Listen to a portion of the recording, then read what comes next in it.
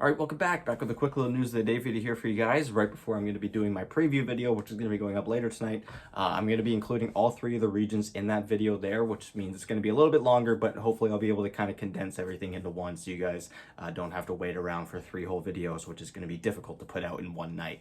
But yeah, we're just under a day now away from those regional finals starting, which is super exciting. And speaking of some tournaments starting, we have more tournaments lined up, and this video is going to be laid out pretty much the exact same as the one I did yesterday, where the first half of the video I'm going to be talking about some upcoming tournaments that are getting scheduled, and then at the end we're going to be talking about some roster shuffling, which has been pretty spicy today.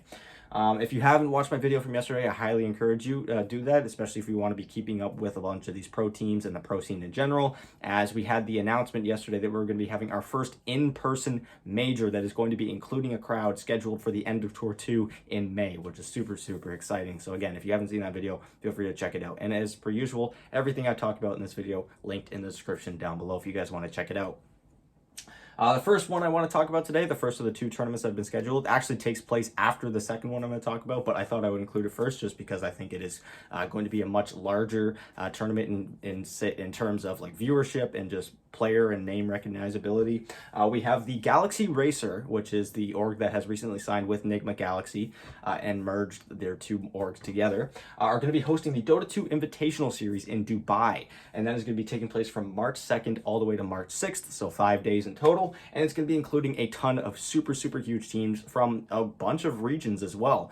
Notably not China, but we would end up figuring out why all the Chinese were going to end up being too busy to maybe partake in this tournament, as they are going to be partaking in the second one. But regardless, a lot of big names. We have Nigma Galaxy, which is both Western Europe and Southeast Asia's Nigma Galaxy, which is going to be super exciting if they end up playing against each other, which I'd imagine they would, just to see which one ends up being a little bit better. The Western team has certainly been struggling as of late, whereas the Southeast Asian one has been doing very well in that lower division. They're actually bound for the upper division for the following tour.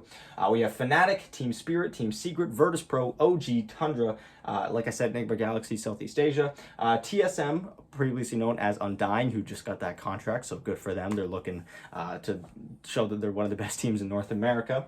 And then Boom, who are coming fresh off of a regional final victory, so they're feeling pretty good about that. And yeah, this is going to be a huge tournament. I'm super excited for this. Again, this is going to be taking place on March 2nd, so in just a couple weeks from now. But before that, we have another tournament that has also been scheduled. And this one is going to be consisting of only Chinese teams, which is why we don't actually have any in that first tournament. And that is going to be the OGA DotaPit Season 6, specifically for China. It's going to be going on from February 22nd all the way to 28th, so it's going to be 1 week long. And what's interesting about this time frame that they've set this up for is that it's going to be intersecting right through the patch date, which is going to be on February 23rd. So on the second day of this tournament, there's going to be some major changes, and hopefully that patch doesn't drop right in the middle of the series, because that would be pretty awkward.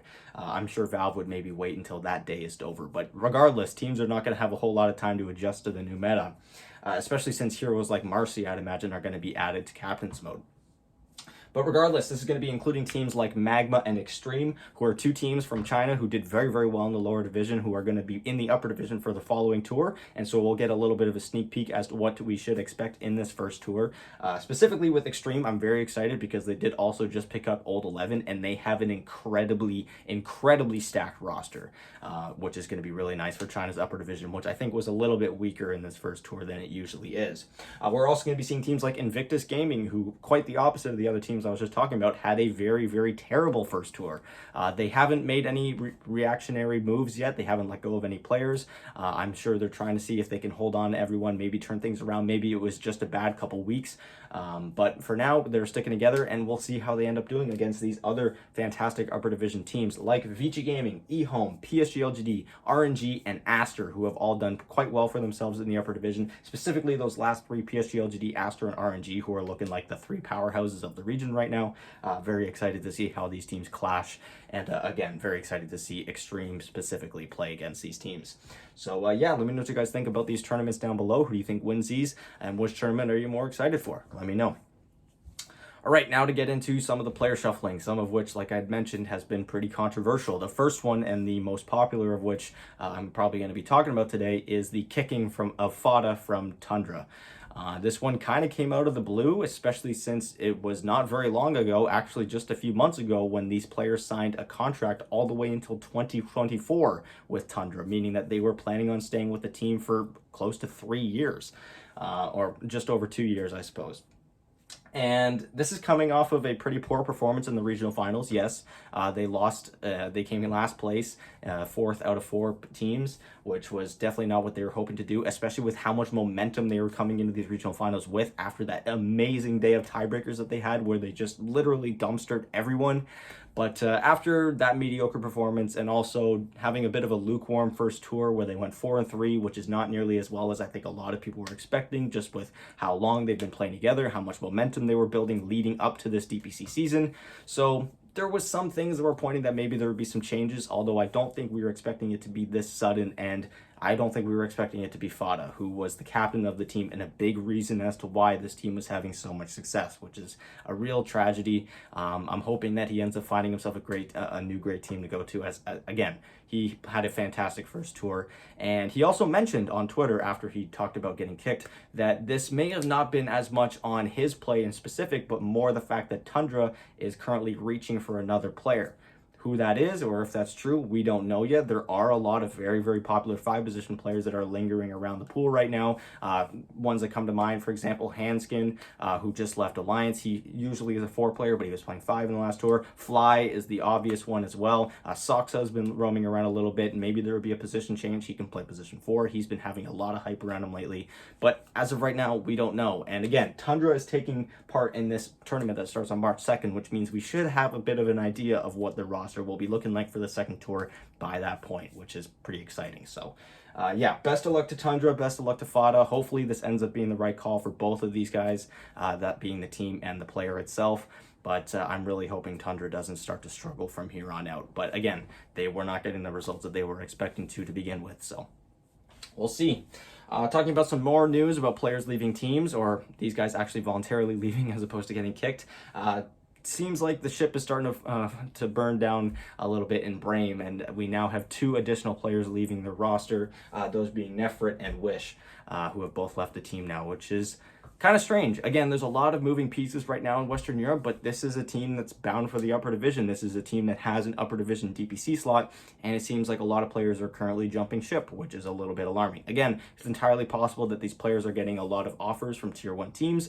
Again, they had a pretty impressive showing in the lower division. These guys have upper division experience from the last season, but for right now, Brame, they've got a lot of holes to fill. And again, playing in a division that can be as competitive as Western Europe, it's not going to be so easy to kind of just throw together a roster that will actually be able to compete at the level of Western Europe's upper division. So we'll see where they go from here. And again, for Neifrit and W1sh, I'm interested to see where they end up. Again, I'd be surprised if they end up on a lower division team, but I've seen crazier. Maybe they're going to Alliance because Alliance has more monetary incentive to bring them in. Who knows? That's just speculation. Finally, wrapping things up with some 2 little things that aren't exactly very consequential, but I thought I'd bring it up anyways. The first little bit is that SumaiL is going to be partnering up with Gamerz class, and he's going to be releasing a list of classes very similar to other pro players that we've seen along the way, basically just posting little guides and tidbits and tutorials on YouTube, which is pretty exciting. So you guys should be on the lookout for that within the next few weeks, I'd imagine, as it's going to take some time to produce that, especially getting some time to actually talk to SumaiL, who I'm sure is very, very busy right now with this new team, that being Team Secret. And finally, last little bit of news, which isn't really news, and it's going to sound a lot like gossip, and that is that Fly has been spotted at the TSM Bootcamp via a stream that Timado had just the other day. And I know this sounds really strange, but you can very clearly see Fly walking around in the background of what very much looks like TSM's Bootcamp. We see other players like Dubu also walking in the background, and so it kind of begs the question of, why would Fly be there? Has Undying made any roster changes that they haven't announced yet? Is he going to be coming in as a coach? Which to me seems the most likely, in the sense that Undying has been having a lot of success as of late, and I don't see why they would want to go out of their way to change that or possibly disrupt that, especially with a player like Fly who didn't exactly have the best tour in Talon in Tour 1. But who knows? We haven't heard anything yet, and so this is all just speculation as well. So anyways, thank you guys so much for watching. Hopefully you guys enjoyed this video. Again, I will be having a preview going up later tonight, which includes every single region, that being North America, Eastern Europe, and China. So if you guys don't want to miss that, feel free to like, share, subscribe, all that fun stuff, and I'll talk to you guys later tonight with another video. Bye.